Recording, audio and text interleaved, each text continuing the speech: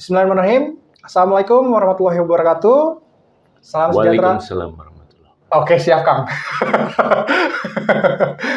Salam sejahtera untuk kita semua. Om Swastiastu, Namo Buddhaya, salam kebajikan. Apa kabar sobat alumni Polman semua? Semoga sehat selalu. Saat ini kita sebentar lagi ya akan ada pemilihan IKAL. Sobat Polman pasti sudah tahu dong ya. Kalau belum tahu, wajib install aplikasi KA Blok K21 supaya tidak terlewat untuk sesi pemilihannya ya.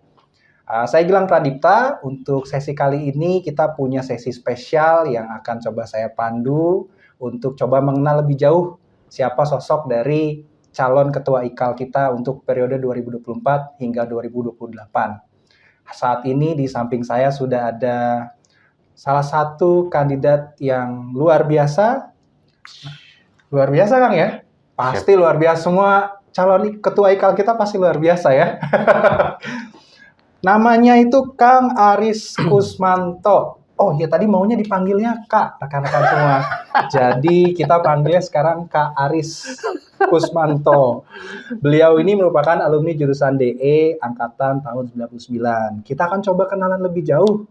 Siapa itu Kak Aris? Kenapa maunya dipanggil Kak, bukan Kang? Kita coba tanya lebih lanjut nanti ya. Gitu ya. Oke. Apa kabar Kak Aris sama Kang Aris jadinya nih? Baik, Kang lah, karena kita salaman kan dulu Kang. kan. Luar biasa. Mohon izin nih Kang, kita sebagai calon pemilih, tentu kita ingin tahu lebih lanjut terkait pribadinya Kak atau Kak aja ya, Kak Aris Kusmanto nih, selaku calon kandidat utama gitu ya, karena hanya ada dua Kang Aris dan ya. Kang Dadang. Nah, saat ini saya ingin coba tahu lebih lanjut nih Kang. Boleh nggak sih Kang pengenalan singkat aja Kang untuk rekan-rekan sobat alumni Polman semua, dari mungkin Kang Aris dulu angkatan berapa, jurusannya tadi di DE, kemudian mungkin pengalaman singkat aja Kang, nggak lama mungkin ya. Coba pengalaman singkatnya gimana? Siap. Assalamualaikum warahmatullahi wabarakatuh. Nama saya Aris Kusmanto. Saya lahir di Banyumas 7 September 1980. Saya kuliah di Polman, masuk tahun 99, lulus tahun 2002. Saya jurusan Desain Engineering. Siap. Kemudian saya lanjut kuliah S1, jurusan Teknik Industri, tahun 2008. Okay. Saya selesai Polman 2002. Saya paling terakhir nih satu angkatan kerja. Jadi saya kerja pertama itu sesuai bidang. Saya kerja di malt maker. Nama PT-nya Tridaya Artaguna Santara, tahun 2002 sampai tahun 2004. Kebetulan bos saya saat ini beliau alumni Polman juga, Pak Gunawan Gani. Nah, Pak Gunawan, Pak Henry, Pak Hasan itu beliau mentor saya lah waktu awal. Nah, 2004 saya pindah kerja ke perusahaan Belgia namanya Bekaert Advanced Filtration. Di sana saya juga ketemu bos saya alumni Polman juga, Pak Iwan Syahputra. Nah, kebetulan starting saya sebagai commercial engineer. Jadi saya cari barang di luar negeri waktu itu, kebanyakan di Jerman sama di Belgium karena waktu itu perusahaan Belgium. Di situ saya belajar cari barang, kemudian bagaimana import, kemudian di manufacturing di Indonesia, kemudian dijual ke Southeast Asia, ke Europe dan ke Australia. Nah, di situ mentor saya alumni Polman juga, Pak Iwan Syahputra. Kebetulan ya Pak Iwan dan Pak Dominik bos saya langsung, sehingga di situ saya banyak belajar dan berinteraksi. Luar biasa. Tahun 2004 sampai 2005 itu. Kemudian dari commercial engineer saya pindah ke technical service. Technical service itu ketika ada masalah di customer, kita diminta datang, kemudian kita dengar customer komplainnya seperti apa, maunya apa, kemudian kami bikin report, kemudian action plan-nya seperti apa, sampai permasalahan itu bisa selesai. Itu saya hampir 2 tahun lah. Kemudian 2008 itu pertama saya berbisnis. Karena waktu itu mungkin passion saya ini lebih senang ngopi gitu kan, berinteraksi dengan orang gitu. Jadi saya merasa menikmati aja ketika saya ke customer, saya dapat banyak cerita, oh di sini begini begitu gitu kan. Nah, dibanding ketika saya di workshop atau di plan itu, biasanya saya 1-2 tahun itu sudah mulai agak jenuh. Gitu. Jadi dari technical service saya tahu, oh market ini seperti ini. Gitu.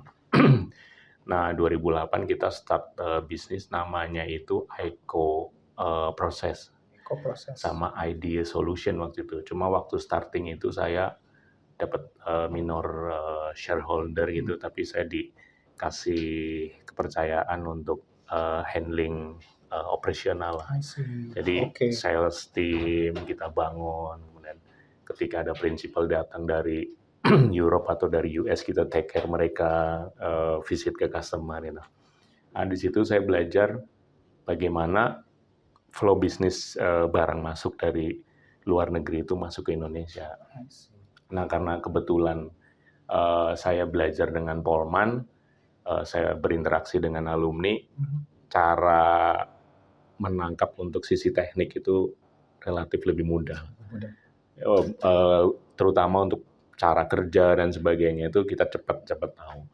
Nah, sisi dari bisnis dan lainnya itu saya belajar dari senior-senior saya dan bos saya langsung waktu itu. Jadi saya dikenalkanlah ke beberapa teman main Harley, beberapa teman ini ya. Di situ saya yang awalnya saya nganter, ikut duduk, ikut apa, mulai berinteraksi. Gitu.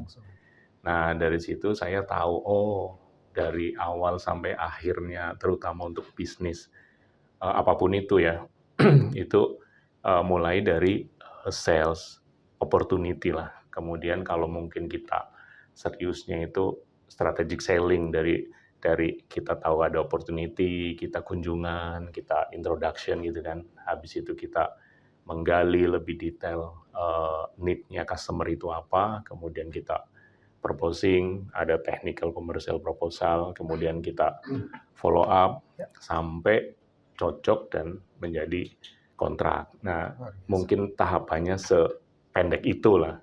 Jadi waktu saya pikir-pikir, Pak Gunawan alumni Polman, bisa punya perusahaan besar. Kemudian saya lihat Pak Dominic bos saya itu dulu ahli senjata pindad. Jadi belum bikin senjata dari Belgia, Politeknik Belgia, kerja di pindad, bikin senjata. Nah, kemudian bikin perusahaan juga. Saya pikir utamanya itu market. Ketika kita punya market, kita bisa beli apa aja. Saya ini termasuk yang paling sulit software. Bikin gambar, apa ini. Saya selalu salah. Dulu saya ingat banget dosen saya tuh Mas Yasin, Mas Budiman Chandra. Yeah. Jadi kalau gambar 2 dimensi masuk ke 3D, di rendering itu pasti ada yang salah. Gitu. Kamu bikinnya gimana sih? Jadi saya kalau tahap 1 sampai 10, biasanya 2-3 ini saya lewat gitu, udah langsung 7-8 gitu. Ya. Sehingga adalah join atau koneksi yang nggak nyambung surface-nya. Nah, cuman dari situ saya belajar itu, kemudian 2008 itu saya awal bisnis. 2010 saya starting bisnis sendiri. Bisnis saya ini trading, karena di Indonesia, terutama di oil company itu kan refinery terutama dibangun tahun 80-an, 80, 81. Kebetulan dulu kiblatnya teknologi refinery itu dari Amerika. Nah, sehingga alat-alat itu datanglah dari Amerika. Ketika mau beli, nggak klop nih antara kemauannya pembeli dan penjual. Nah, disitulah muncul ada potensi trader. Nah, ternyata trader itu hanya ada di Indonesia dan Asia. Nah, karena kalau di Europe, di Amerika sendiri nggak ada trader. Ya mereka direct aja dari manufacturer ke user. Nah, di Indonesia perlu. Kenapa? Pertama, term of payment. Kedua, term of delivery. Kemudian dan sebagainya lah, paper yang harus disiapkan dan sebagainya. Sehingga selalu kebutuhannya berulang. Nah, dari situ saya lihat potensi, saya tahu market, saya tahu barang karena saya commercial engineer dulu, saya cari-cari barang itu ya. Sehingga saya tahu bagaimana import dan saya tahu menghitung karena komersial itu menghitung dari harga landed, CIF, saya belajar FOB, CIF dan semuanya nanti custom clearance itu biayanya apa aja, nanti landed cost berapa, tinggal nanti kita mau setting margin di berapa. Nah, dari situ saya belum detail terkait dengan keuangan, sehingga jalanlah 2010 itu 2010 perusahaan saya pertama. 2013 saya jual perusahaan karena waktu itu penjualannya cukup bagus. Tapi saya nggak belajar keuangan, sehingga normalnya itu revenue naik, modal capital naik. Nah itu saya nggak pikirkan, karena saya senang di sales kan. Sehingga terjadilah saya nggak bisa beli ke prinsipal, saya nggak bisa nagih ke customer. Akhirnya dead. Nah, ketika saya cari funder itu ya paling cuma ada dua, perbankan atau personal, investor. Nah, kalau perbankan itu di Indonesia itu agak sedikit rumit untuk pemula karena utamanya pasti harus ada kolateral. Jadi kita mau pinjam harus punya kolateral dulu. Akhirnya saya ketemulah funder personal. Waktu itu saya jual perusahaan ke Balikpapan. Waktu itu lagi rame tambang batu bara. Saya info perusahaan pertama saya dengan alumni Polman juga. Jadi saya kerja pertama dengan Polman, kerja kedua mentor saya Polman, saya bikin usaha dengan alumni Polman juga. Nah akhirnya 2013 saya jual. Nah perjalanannya itu jadi perjalanan PT Profluid sampai sekarang, dari 2010 sampai 2000. Sampai hari ini. Ya, setelahnya trading, saya tahu market. Saya berubah yang awalnya ini product oriented, saya punya anggap jualan aqua ke seluruh market. Saya rubah karena Indonesia itu terlalu besar. Ada Jawa, ada Kalimantan, ada ini, dan travel kita terlalu mahal untuk selalu jalan ke seluruh Indonesia. Akhirnya saya berpikir reduce customer menjadi mana yang paling mudah bayar, mana yang kompetisinya mulai nggak terlalu banyak, kemudian mana yang memang barang kita itu memang kebutuhannya memang ada, karena jadi saya cepat ya Kang ya? Returnnya cepat, karena minded saya dulu Eropa Amerika. Kenapa? Karena ketika saya jual, saya nggak pusing dengan komplain gitu, karena barangnya selalu bagus dan memang sudah proof gitu kan. Nah memang kesini ini sekarang mulai berubah. Tapi itu sejarah saya berbisnis awal 2008-2010, kemudian 2017-18 saya mulai ada bisnis baru yang related dengan customer saya tadi. Jadi ketika saya masuk ke customer A, ternyata kebutuhannya nggak cuma anggap mineral water, ternyata dia juga butuh B, butuh C, butuh D gitu. Nah akhirnya saya mulai gali, caranya semua sama. Saya cari barang di luar negeri sesuai dengan need-nya si customer. Saya minta technical data, saya submit, cross, ketika komplit semua, berarti ini bisa diterima. Tinggal nanti masalah pricing. Pricing itu biasa ya, kalau mereka perlu ya saya terbang, saya datang, kemudian kita negosiasi dulu by email, kira-kira ini barang bisa dijual berapa dan sebagainya. Kalau udah mulai mengerucut ya kita memang harus ada meeting, dan sekarang dipermudah karena kita bisa Zoom meeting atau M-Team ya, jadi nggak perlu lebih mudah akses dan komunikasi ya. Nah, itulah sampai sekarang. Jadi kegiatan saya saat ini ya saya ada bisnis trading, kemudian ada manufacturing untuk filtration, dan mostly trading saya itu di BUMN. Jadi saya handling ada Pertamina, kemudian ada PGN, sama ada yang terbaru ini saya Pemprov DKI. Nah, Pemprov ini juga saya balik lagi ketemunya teman alumni Polman lagi. Nah, saya bikin jualan pompa, yang bikin pompa Kang Iwan Suparjan di KSP Indonesia gitu. Jadi saya berkomunikasi dengan alumni ini hampir sering lah, dan setiap barang yang dihandle alumni kayaknya saya kalau masuk oil company ini saya kenal gitu. Jadi saya dapat pompa KSP dari Kang Iwan, ya melalui jalannya saya pegang Voith Gearbox Jerman itu karena alumninya dari jadi sales di situ. Saya pegang waktu itu sempat Cameron Pfaff, itu juga karena alumni. Nah kemudian Parker Hannifin yang pertama kali itu saya pegang itu juga dari alumni juga. Tapi pengalaman saya, Parker itu dulu 500 perusahaan paling kaya di Amerika, Fortune 500. Fortune Sehingga 500, yes. ketika saya berdealing, automatically itu saya kena BI checking dan kena principal checking gitu. Yang secara nggak langsung ini saya jadi belajar bagaimana berdealing dengan Europe dan US company karena standarnya itu baku seperti kita berdealing dengan perbankan. Jadi kalau kita nggak lengkap ya nggak bisa gitu. Mereka sangat inilah prosedur oriented gitu, nggak bisa kita perusahaan misalnya belum ada history dan sebagainya.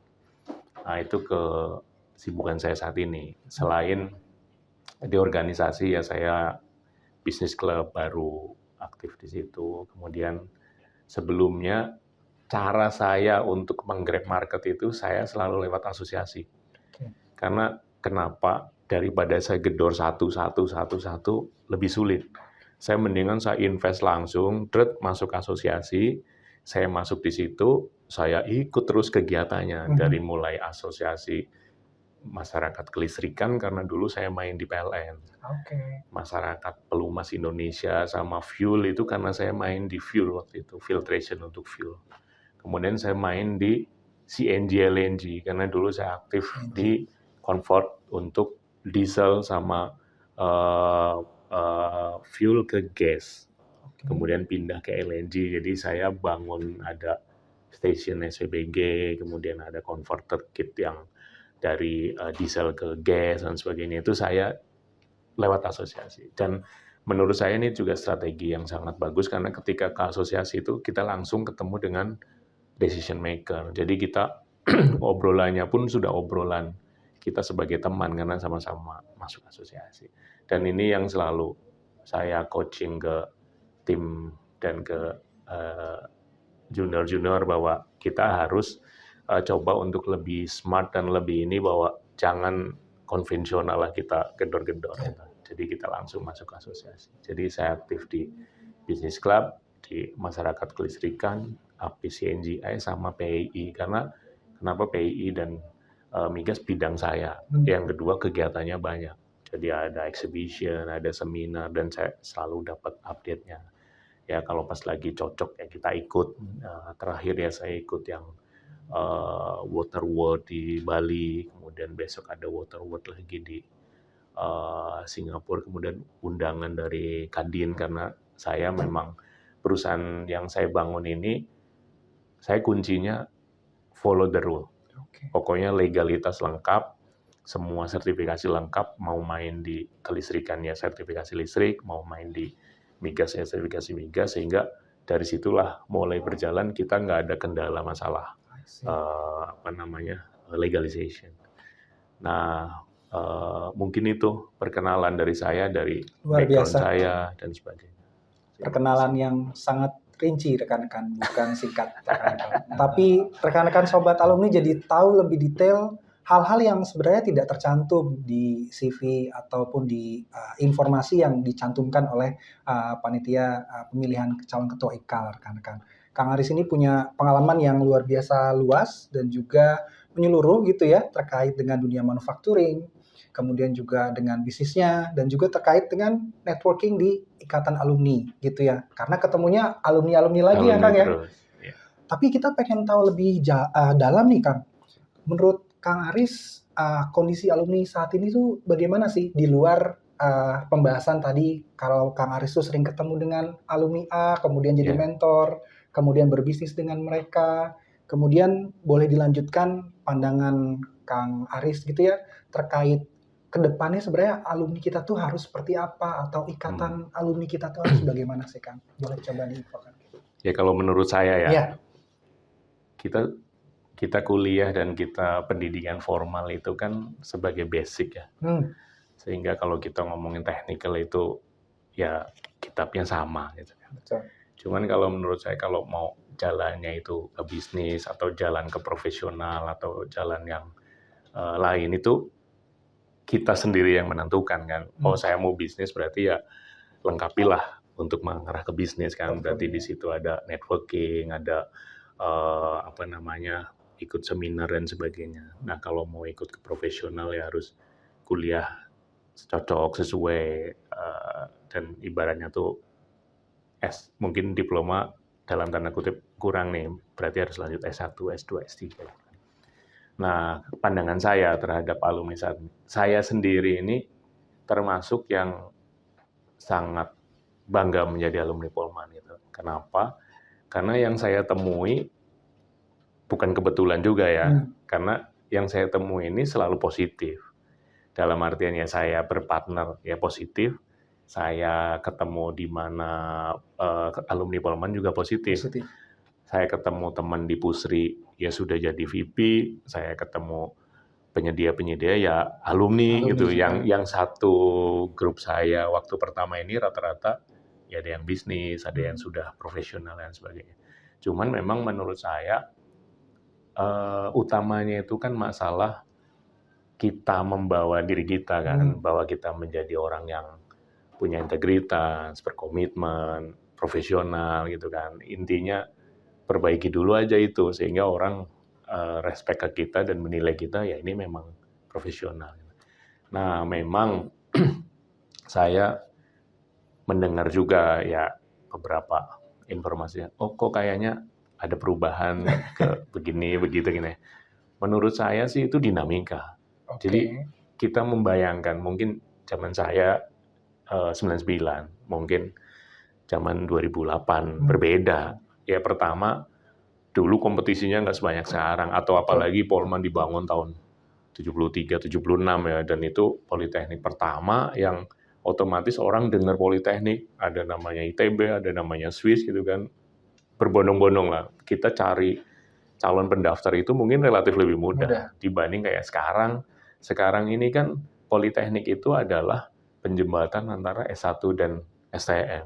Dan dalam piramida itu otomatis politeknik itu yang akan mengeksekusi lah hasil dari analisa desainnya S1 kemudian dijabarkan oleh politeknik dibikin, mungkin dibantu oleh SM dan sebagainya. Dan di Indonesia itu kan kebalik, S1-nya lebih banyak daripada politeknik mungkin ya, sehingga kan orang tidak banyak mendesain, tapi yang mau mengeksekusi banyak nih. Nah, dengan persaingan itu pun, industri pun sekarang masing-masing buka. Karena politeknik Polman ini dulu pionernya politeknik pertama. Kemudian Astra bikin, kemudian mungkin Sorowako bikin, kemudian Timah bikin, sehingga kan mengurangi juga potensial pendaftar yang dulunya ke politeknik di Bandung. Inginnya ke Bandung semua. Nah, apalagi mereka menawarkan bahwa oh kalau masuk ke situ bisa ikatan dinas langsung kerja. Artinya kan sebenarnya gini, kalau dulu mungkin waktu saya 99 atau mungkin yang di tahun 80-an bahkan lamaran kerja jauh lebih banyak. Beasiswa jauh lebih banyak gitu kan. Mungkin kami ini hanya 200 orang per satu angkatan, beasiswanya 400. Bahkan kita yang nggak cari beasiswa itu dikasih beasiswa gitu. Saya masih banyak ya masih ada mengalami hal yang seperti itu. Cuman kondisi sekarang ini kan, contoh beasiswa Astra pasti lebih prefer ke Politeknik Astra kan, karena punya sendiri gitu kan. Kemudian tadi dinamikanya inputnya sudah lebih sedikit, kompetisinya makin banyak, kemudian juga kita ini kan kalau menjalankan segala sesuatu itu kan hubungannya kan dengan operational cost kan. Apapun itulah, mau perusahaan, mau kuliah, mau apapun lah. Intinya kalau itunya dari sisi logistiknya itu bagus, ya tidak automatically sih, tapi harusnya lebih mudah lah kita menghandle. Seperti perusahaan itu sehat gitu kan, kasnya ada di rekening, kemudian revenue-nya bagus, marginnya bagus. Kita mau bikin apapun gampang, mau develop orangnya ada biayanya, mau investasi mesinnya ada gitu kan, sehingga lebih mudah gitu kan. Nah sekarang saya membandingkan, yang sekarang ini mungkin kan kesulitannya ya dinamikanya ya, inputnya lebih sedikit, kompetisinya makin banyak, kemudian kita juga secara legal ini kan dulu dan sekarang beda. Mungkin pemerintah sekarang kiblatnya beda. Ya kalau menterinya Eropa ya ke Jerman, sekarang menterinya Amerika ya ke Amerika gitu kan, sehingga kan itu juga berpengaruh terhadap institusi sendiri dan berpengaruh juga terhadap outputnya si mahasiswa. Menurut saya sih seperti itu. Luar biasa ya, Kang Aris. Kalau kita lihat pandangan Kang Aris tadi terkait alma mater, kemudian terkait bagaimana alumni, itu kan sebenarnya pergeseran itu tidak bisa dihindari ya, Nggak Kang ya. bisa, ya. Dari setiap tahun, kalau tadi Kang Aris ceritakan bahwa dulu opportunity luar biasa, tapi demand-nya tidak sebanyak Tidak itu. sebanyak itu. Saat ini mungkin opportunity bisa jadi tetap atau tambah banyak, Ya, tapi demand-nya jauh lebih banyak, makanya persaingannya jauh ya. lebih luas sekali gitu ya. Berarti kalau seperti itu Kang, karena Kang Aris juga calon utama gitu ya dari 2 calon yang akan mencoba maju untuk menjadi ketua Ikatan Alumni. Dari Kang Aris sendiri, visi, misi, ataupun mungkin ada planning apa sih Kang untuk memajukan Ikatan Alumni Polman Bandung? Ya. Menurut saya, Ikal Polman ini kan bukan baru ya. Jadi dari mungkin 10-15 tahun yang lalu ya. Ya. Apa sih beda dari tahun yang mungkin 10 tahun Sebelumnya. lalu? Nah, saya kembali lagi bahwa rodanya organisasi dan rodanya ini kan harus kompleks, sama dengan kalau saya membandingkan karena saya bisnis dan berdagang ya. Pilarnya itu kan 4 lah. Kalau ada market, ada barang, ada yang ngoperasiin, dan yang paling terakhir ada fundingnya gitu. Sehingga 4 itu terpenuhi jalan gitu kan. Jalan semua. Nah, menurut saya organisasi sama. Ada misalnya kita pun sudah bikin visi misi dan sebagainya ya. Tapi kan di situ perlu tim yang memang menjalankan. Tim itu untuk jalan perlu juga operasional yang harus kita support. Kan.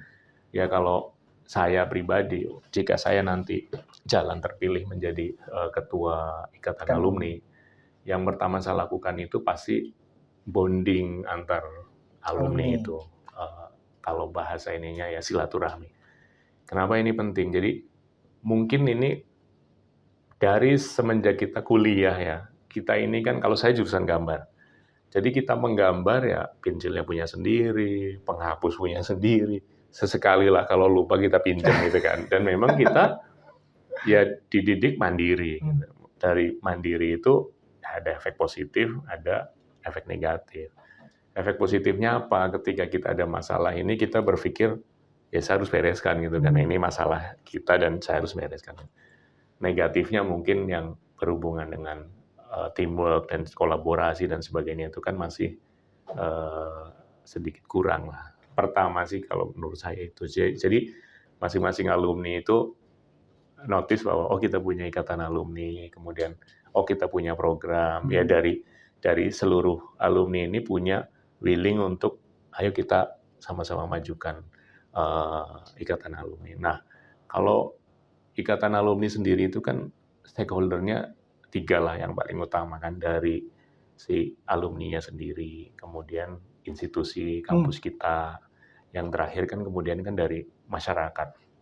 Kalau saya yang tahap awal ini, kalau saya amati lah ya dari pendapat saya bahwa yang pertama kritikal itu kan bahwa alumni ini bisa bergulir, kemudian kita mulai aktif di alumni, ada kegiatan yang mungkin menyenangkan dan bisa membuat bonding lebih ini. Seperti paling yang sudah berjalan itu kan ada reuni akbar, kemudian dari reuni akbar mungkin mulai ada silaturahmi terjalin, kemudian mulai sekarang ada blok K21 yang melengkapi database ya. Sebenarnya database ini sangat penting. Database ini kan nanti kita jadi tahu, kalau saya sebagai ketua ikatan alumni kan kita tahu, oh sebaran alumni ini seperti ini. Posisinya itu dari yang profesional, ada apa aja, bidang yang entrepreneur apa aja, yang mulai sudah pensiun dan sebagainya ya. Otomatis ketika kita bicara nanti ada rencana kolaborasi dan sebagainya, kan dasarnya kan dari situ kan. Jadi visi saya itu memfasilitasi Ikatan Alumni Polman ini menjadi satu badan hukum atau ikatan alumni yang menciptakan alumni kreatif, kemudian alumni komunikatif, kompeten, kemudian alumni yang kolaboratif dan alumni kontributif. Jadi saya sebut misi saya ini, jabaran dari visi saya itu 5 AK lah yang tadi itu. Cuma memang kenapa saya taruh yang komunikatif, kreatif itu di pertama, karena kita bawa, ya kita senang dulu aja ikut ikal gitu. Itu dasar lah, dasar kita. Saya nggak bicara yang terlalu complicated untuk target program kerja ya.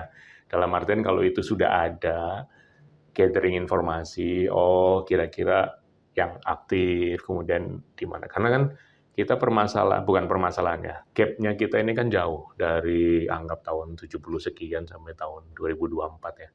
Bagaimana kita bisa berkomunikasi lah dari sekian gap ini. Ada yang sudah mungkin yang sudah tahun 70 sekianan sudah mapan, sudah mulai ngomong cucu gitu kan. Kan berbeda dengan mungkin yang tahun 2024. Karena saya pribadi di situasi yang sama bahwa pertama kita lulus itu kepengen eksis lah. Saya kepengen menggambar dulu mungkin Pro Eng itu sudah paling top gitu kan. Ternyata setelah dari usia 25 ke industri ke 30 udah beda lagi. 30-35 beda dan targetnya tiap orang itu beda-beda di setiap ini. Jadi pertama kalau sudah ada bonding, kreatif, kemudian komunikatif, database-nya itu sudah bagus, kita sudah tahu sebaran alumni, mungkin baru kita mulai ngomongin bagaimana membuat menjadi lebih kompeten ya. Artinya, ya saya yakin senior-senior kita ini hebat semua. Hebat-hebat dari yang tahun 70-an. Sebagian sudah saya ketemu yang saya sebut di awal tadi dari Pak Gunawan, kemudian dari mentor ada Pak Gilbert, ada Pak Marlin Kopal, kemudian ada juga mungkin yang profesional di Bukaka, kemudian ada yang profesional di Pindad atau yang di lain ya, atau yang paling besar itu sebenarnya profesional di Astra Group lah, manufacturing sesuai dengan bidang kita. Nah, bagaimana setelahnya itu nih kita bisa sharing, mungkin ada satu ide Polman memanggil untuk sharing pengalaman dan sebagainya. Tapi minimal kita juga dari sharing itu kita bisa memberikan manfaat ke alumni, kita bisa memberikan manfaat ke yang masih kuliah.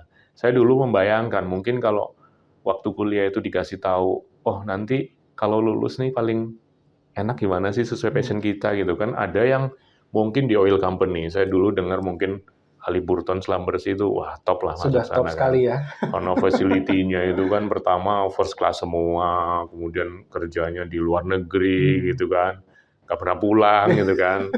Akhirnya pas sekarang ini dari yang nggak pernah pulang ini itu pilihan, karena ketika kita memilih ke bisnis tersebut ya sampai satu titik kita harus ambil decision untuk selanjutnya, atau mungkin di manufacturing sudah bidang kita, tapi di situ juga Red Ocean yang semua orang tahu lah, satu guru satu ilmu ya. Saya dulu waktu pertama bisnis di manufacturing dan rumusnya cuma 3. Saya beli material, saya ongkos kerja, saya margin 30-30-30. Alasannya apa? Ya kalau nanti benda kerjanya blong, saya masih bisa beli material. Sudah, semua orang ilmunya sama gitu. Jadi ketika masuk ke situ juga paling nggak kompetisinya lebih ini. Nah, kalau kita bisa sharing ke mungkin yang masih kuliah kan ada gambaran, oh ternyata mungkin saya lebih cocok di apakah manufacturing, apa oil company, atau mungkin yang selama ini kita nggak pernah, jarang sekali itu kan profesional yang mungkin lari ke kementerian dan sebagainya kan, lanjutannya itu kan beda gitu. Mungkin dari saya itu, ya intinya yang terakhir ini harapan saya kita ini bisa berkontribusi. Berkontribusi itu dalam artian bisa ada kebermanfaatan untuk orang lain, kita juga apa yang kita bisa, ayo kita sama-sama kolaborasikan untuk kontribusi ke baik ke alma mater ataupun ke masyarakat. Baik. Luar biasa, Kang Aris. Kalau saya summarize sedikit, berarti utamanya tetap di bonding dulu. Bonding kita sudah terjalin di para alumni, baru kita upayakan untuk bisa kolaborasi juga dengan masyarakat luas dan juga dengan industri. Luar biasa, Kang. Dari kami sebenarnya cukup nih, Kang. Mungkin terakhir sebelum kita closing, ada ajakan kenapa rekan-rekan alumni harus memilih Kang Aris. Singkat saja, Kang, apa yang jadi kunci utama supaya rekan-rekan tuh ingat sekali dengan Kang Aris untuk coblos atau centang ya, sama saja ya nanti ya pada saat pemilihan ya. Harus memilih Kang Aris gitu Kang. Sebelum kita closing, silakan Kang. Oke. Alumni Polmaners, pilih saya di pemilihan Ikatan Alumni Polman. Ini bukan tentang jurusan saya desain engineering, bukan tentang angkatan saya 99, tapi ini tentang alumni Polman, tentang kita Polman. Terima kasih. Baik, terima kasih Kang Aris, luar biasa sekali ya, kita jadi tahu lebih banyak tentang Kang Aris Kusmanto. Pengalamannya luar biasa banyak, bahkan tadi Kang Aris menceritakan apa yang tidak dicantumkan di CV-nya juga, yang dilampirkan untuk rekan-rekan sobat alumni gitu ya. Jadi harapannya rekan-rekan semakin jelas siapa itu Kang Aris Kusmanto untuk kita coba pilih nanti di pemilihan Ikatan Alumni Polman Bandung. So, jangan lupa sekali lagi saya ingin mengingatkan untuk semua sobat alumni Polmaner semua, jangan lupa untuk install aplikasi Blok K21 supaya rekan-rekan bisa turut berpartisipasi untuk pemilihan pemilihan Ikatan Alumni Polman Bandung. Baik, akhir kata dari kami, Kang Aris, kami mengucapkan terima kasih untuk kesediaannya, Kang Aris. Terima kasih banyak. Luar biasa untuk semua informasinya. So, rekan-rekan semua, jangan lupa untuk join di pemilihan Ikatan Alumni Polman Bandung 2024-2028. Terima kasih, saya coba tutup. Saya Gilang Pradipta. Wassalamualaikum warahmatullahi wabarakatuh. Waalaikumsalam warahmatullahi wabarakatuh.